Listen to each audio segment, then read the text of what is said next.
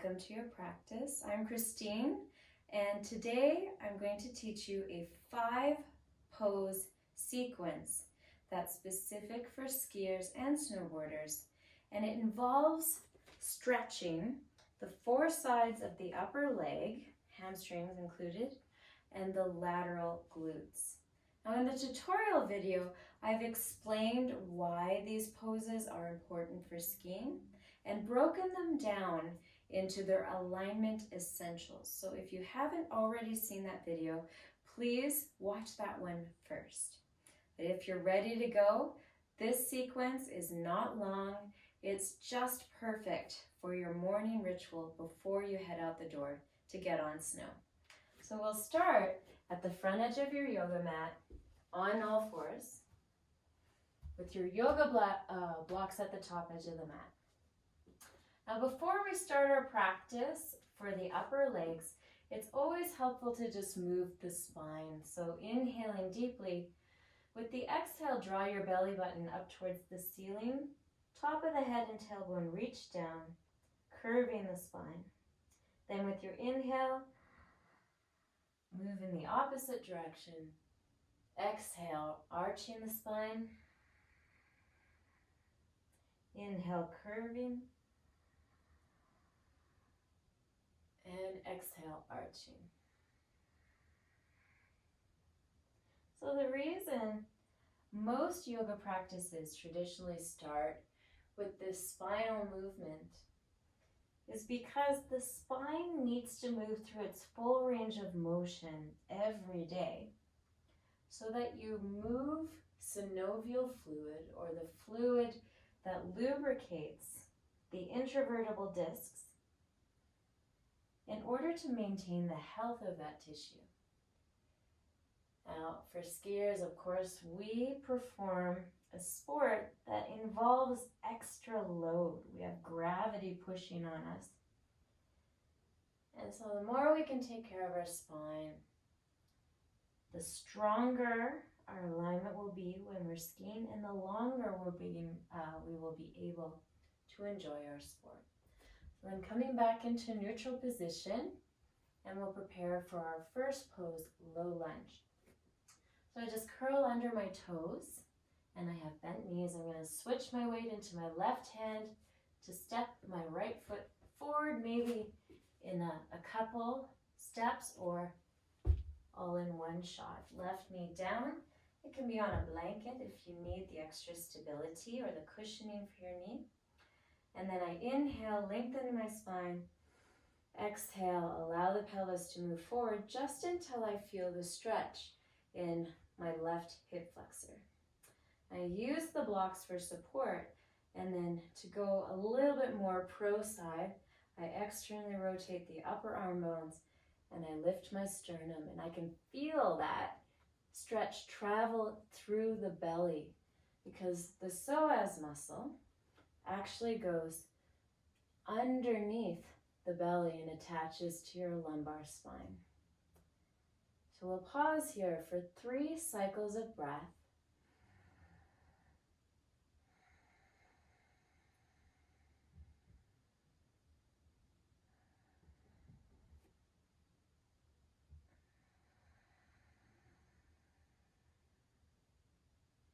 And last one.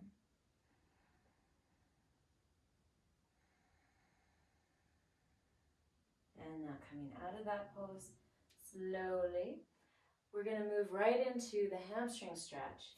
So I extend my right heel forward, and I keep my balance on my left knee, readjusting my block slightly, and then inhale, extend the spine. Exhale, start to forward fold just by bending your elbows.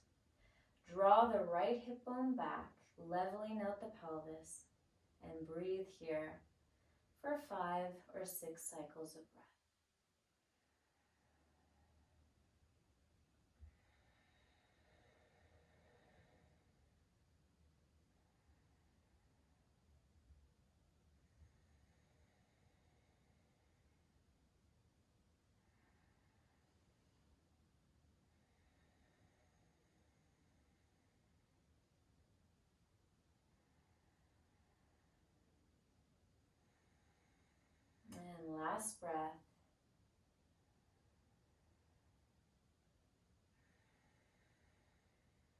And switching, drawing the right knee back, left leg forward. Adjusting the yoga blocks for my low lunge posture.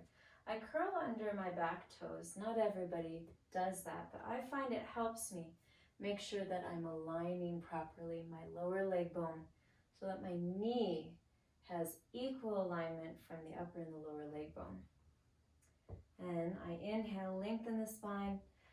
Exhale, drop the pelvis.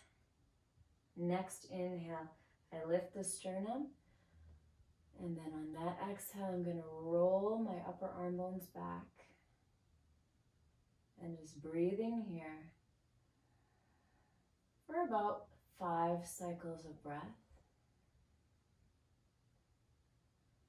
So in every yoga practice, what tends to happen is one side will be longer than the other. And usually it accidentally ends up being the first side. And so I recommend using a yoga timer when you get this practice dialed and you're doing it on your own. And the way I count is by the breath. So now, preparing to move into the hamstring stretch, I draw my pelvis back, extend the left heel forward, root my hands into the blocks. Inhale, I elongate my spine, and then exhale, I hinge in the left hip, forward folding. Now this hip will want to roll forward. I'm going to draw it back. That's going to help me make sure I'm stretching both the outer and inner hamstrings equally.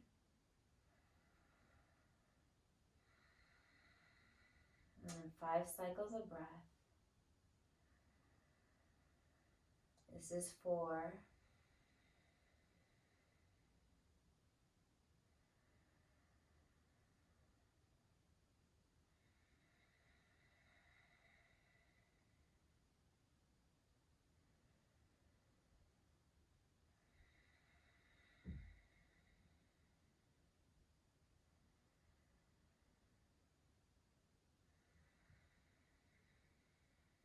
And coming out of that pose, moving the blocks off to the side in preparation for the quadricep stretch. Now this one, I'm going to recommend using a yoga strap.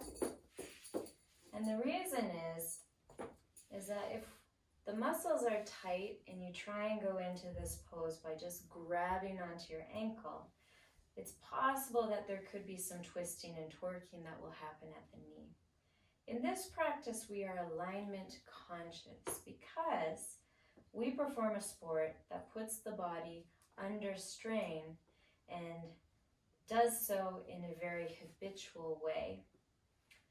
Sometimes it can mean that we actually we over-strengthen one side of a joint action and under-strengthen the other. And so for our practice, we're going to be hyper-aware of how we move in and out of poses to create this personal culture of alignment and conscious movement. So I'm going to loop the strap around my left foot. And I have all of this length so that I don't have to crank that foot in rather and put strain on the knee. So with the 2 knees stacked, my right forearm is parallel with the front edge of the mat, and I'm going to support myself as I roll onto my belly. And then right away, I'm making sure that the lower leg bone is not deviating from the midline. I flex my ankle to help me do that. And then I just reel in the foot. And at the same time, I lengthen my spine and extend my tailbone away from me. And the goal is to start to feel a stretch in the quadriceps, but it doesn't have to be intense. Really bendy people, you might be able to draw that heel close to the glute, and in some cases even to the outer edge of the hip, but I don't recommend that. Our goal is just to start to stretch the muscles, to do so in a symmetrical fashion. So even stretch to the lateral and the medial quadriceps. and progressive stretch, meaning this will increase the degree of stretch and the range of motion in my knee will change with practice over time, but not by me applying excessive force. So 2 more breaths.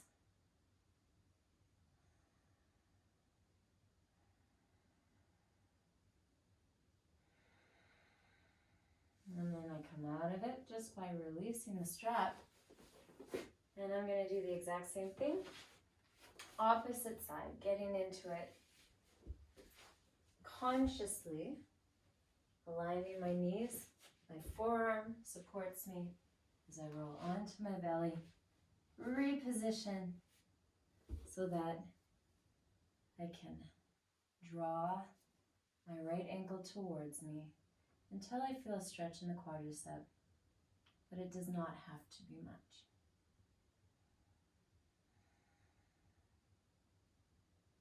Now 5 cycles of breath.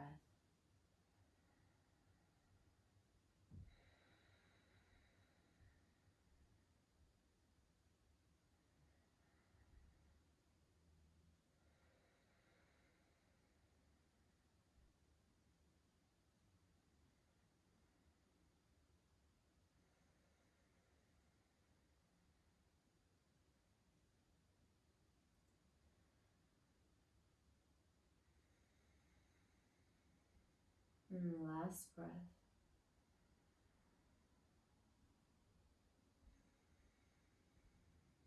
And releasing to come onto your back for figure 4 pose. So starting with your left ankle over your right thigh, we draw the right knee in towards the chest, and the left hand goes under the left leg, right arm comes around and grabs onto the shin. As you draw the right knee in towards your chest, you'll start to feel a stretch in the outer hip and maybe in the glutes. To intensify, externally rotate your left femur rather than trying to crank the right leg in closer. Notice how I'm flexing my left ankle rather than allowing it to sickle. And the reason for that is by activating the muscles in the outer tibia, I make sure that my tibia aligns in a neutral way. Because the femur is externally rotating, there is some torque happening in the knee joint. But if I allow the ankle to be limp, it will be worse. It'll be more torque, and certainly we don't want that.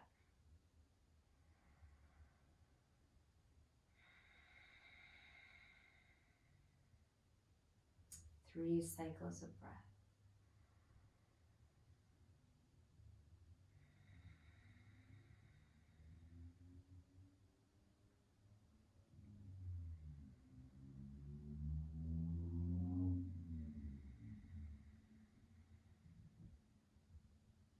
And last inhale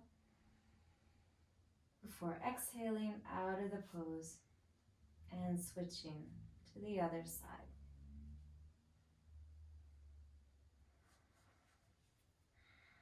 And 5 cycles of breath.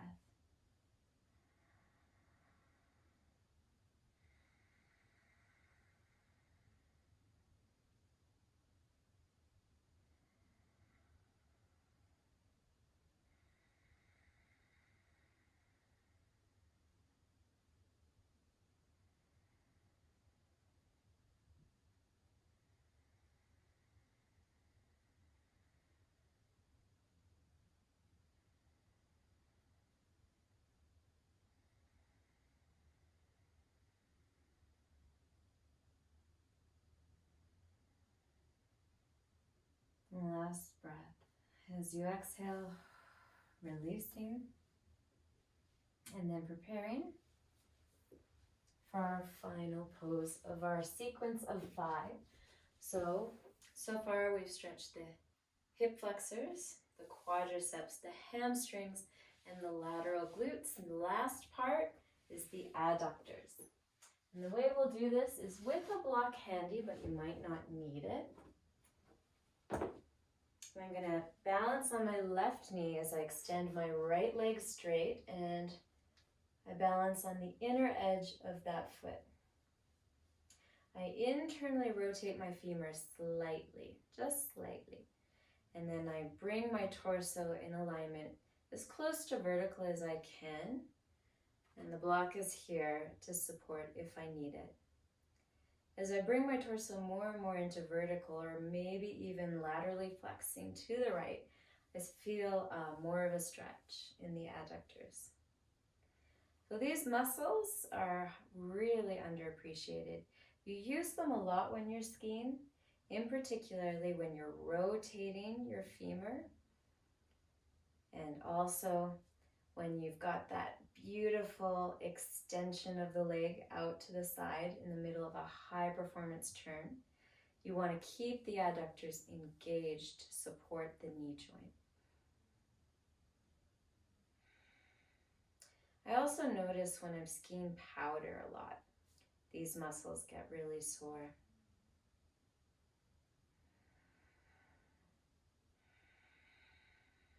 And we'll remain on the right side for 3 more cycles of breath.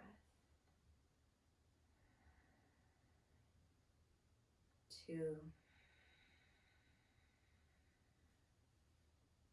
And last one.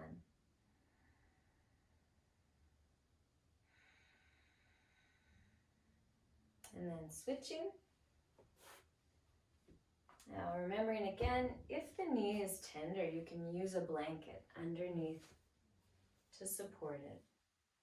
I slightly internally rotate my left femur, and the reason for that is just to keep that neutral alignment in the knee as much as possible. And then I drop the hip, bring the torso into a centered alignment, and I pause here for 5 cycles of breath.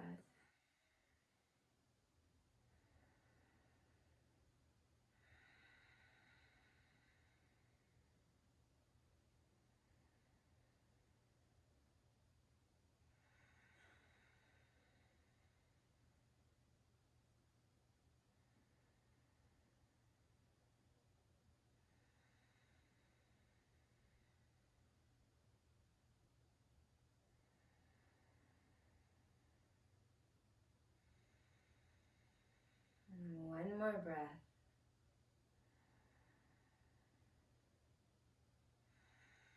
And releasing.